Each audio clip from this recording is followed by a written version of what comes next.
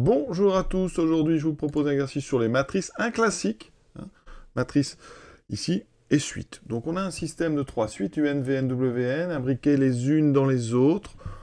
On a U0, V0, W0, et on va traduire ce système matriciellement. On a déjà fait ça plusieurs fois. L'idée c'est d'arriver à A puissance n. Et là, pour calculer A puissance n, on utilise une méthode assez intéressante. On va aller chercher une matrice D qui sera diagonale, qui va nous servir justement très astucieusement à calculer A puissance n. Et cette façon de faire, on appelle ça la diagonalisation. C'est un chapitre que vous allez faire l'année prochaine, en deuxième année, et vous apprendrez tout seul, et c'est ça qui est bien, à trouver cette matrice D. Là, on va vous la donner, on vous donne une matrice ici P qu'on va inverser, et qui grâce à elle nous permettra de trouver D. L'an prochain, vous saurez faire ça tout seul. Donc l'exercice, après, qu'on est capable de prendre du début jusqu'à la fin sans quasiment aucun indice. Voilà.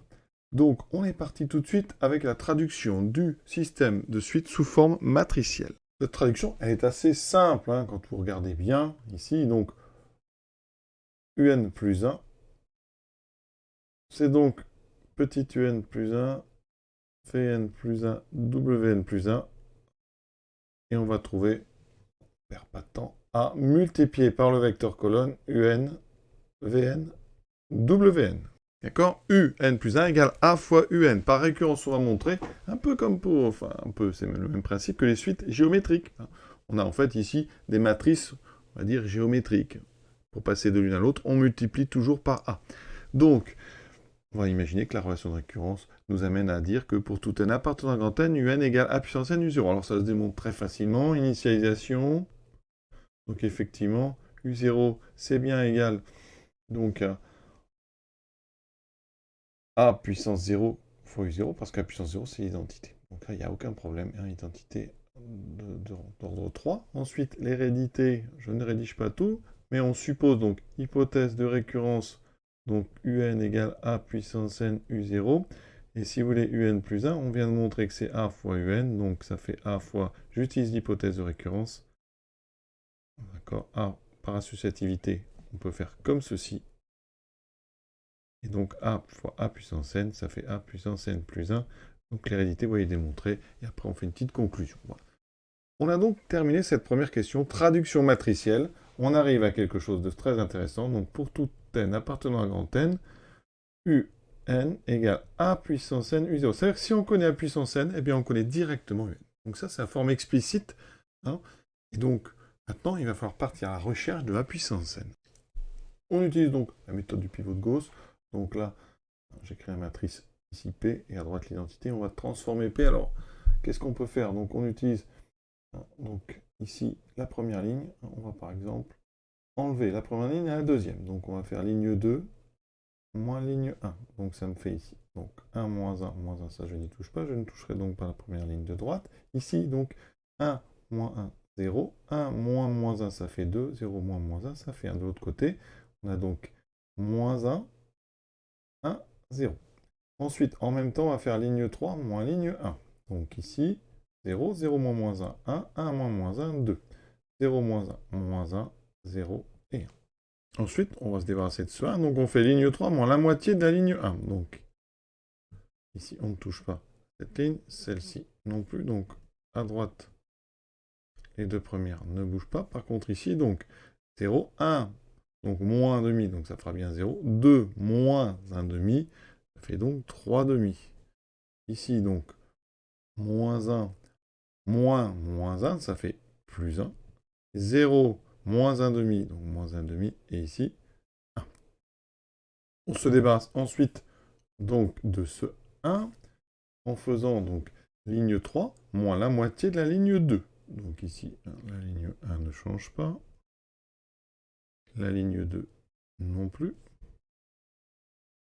Donc ici, 0. 1 moins moins 1, donc ça fait 0, c'est fait pour. Et 2 moins 1,5, ça fait 3,5.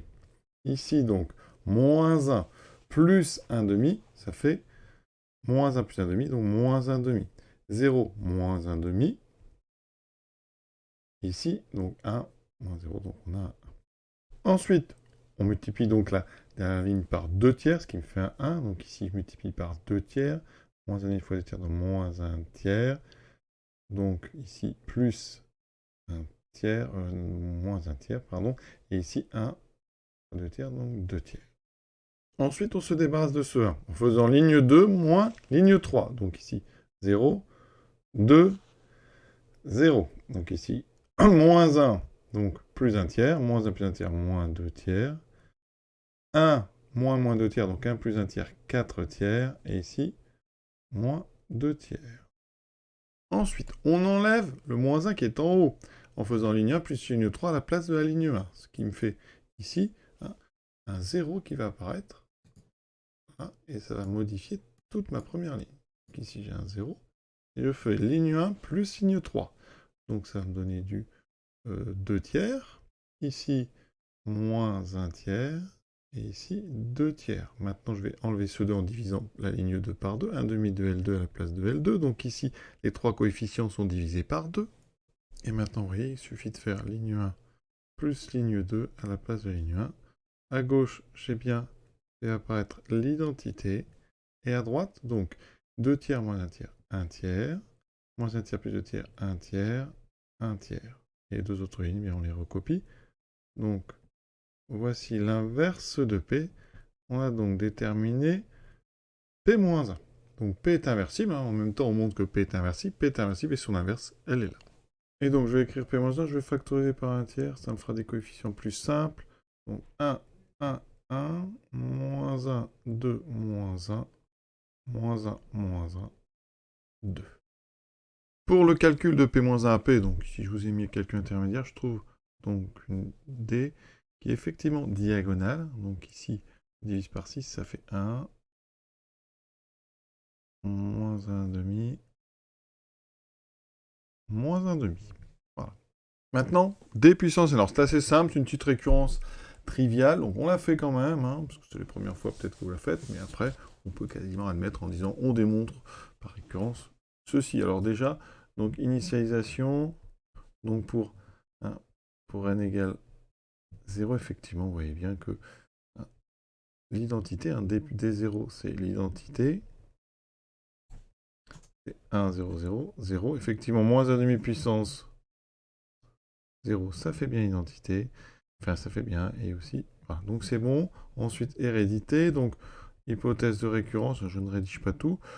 On a donc ici des puissances n qui serait égale donc à la matrice annoncée. Et donc, pour l'hérédité, on fait dn plus 1. On dit que c'est d fois dn. Et vous voyez bien qu'en faisant le produit, c'est évident. Parce que quand on fait des produits comme ça, de diagonale, ça c'est d. Et on multiplie par dn. Le calcul directement nous donne ce qu'on veut. Voilà. Vous voyez bien que le produit ici, ça fait...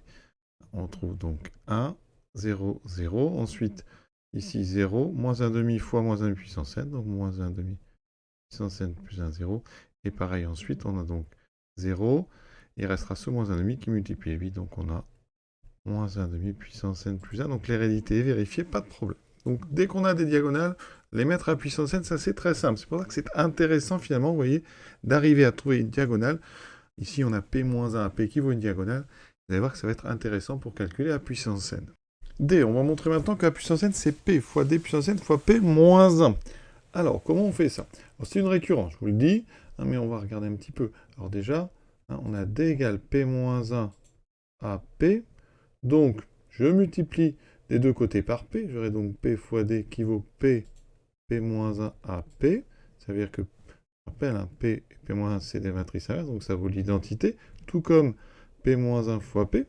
Là, maintenant, à droite, je vais multiplier par P moins 1. J'obtiens PD P moins 1 égale donc ici l'identité fois P, P moins 1. Donc, P fois D fois P moins 1 vaut... Alors, l'identité, c'est l'élément de la multiplication, ça fait A, fois ici une deuxième identité, donc ça fait bien A. Voilà. Donc, effectivement, on a quelque chose d'intéressant, c'est que A, c'est en fait P fois D fois P moins 1. Retenez bien ça, parce que ça va avoir de l'importance dans les mois et les années qui viennent, dans le chapitre donc sur les matrices. Regardez si je fais A carré. A carré, ça fera P, D, P moins 1. fois PD, P-1. Par associativité, on peut enlever les parenthèses et faire les calculs dans l'ordre qu'on veut. Donc, regardez bien ce qui apparaît au centre. On a P, P-1, ça c'est encore une fois l'identité, ça va donc disparaître de notre produit. Donc il va nous rester P, D, D, P-1, c'est-à-dire P, D, D, D carré, P-1. Et comme ça, avec A puissance n, eh bien, au milieu va apparaître D puissance n. Donc c'est une petite récurrence. Pour n égale 0, P, D puissance 0, P-1 vaut donc... Alors, D puissance 0, c'est l'identité. Donc ça fait P, P-1, et ça fait l'identité. Et c'est bien égal donc à, ici, A puissance 0. Puisque A puissance 0, c'est l'identité. Donc initialisé, c'est bon. Donc soit n appartenant à grand N, tel que A puissance n égale P, D puissance n, P-1. Donc ça, c'est notre hypothèse de récurrence. Maintenant, je passe à A puissance n-1. Ça sera donc A fois AN. D'accord? Donc A, on a montré que c'était P, D, P-1. A puissance n, on a supposé que c'était PDN, P-1. J'enlève les parenthèses. Va apparaître au milieu ce fameux produit PP-1 par associativité. Je peux le faire. Donc là, on va remplacer ça par I3 et donc ça va disparaître. Il me reste PD, DN, P-1 et donc vous avez compris, PD puissance N plus 1, P-1. Donc hérédité, ok. Et après, si c'est sur une copie, vous faites une petite conclusion et c'est terminé. Donc on a bien, pour tout n positif, pour tout n antinaturel, A puissance n qui vaut P, D puissance N, P-1.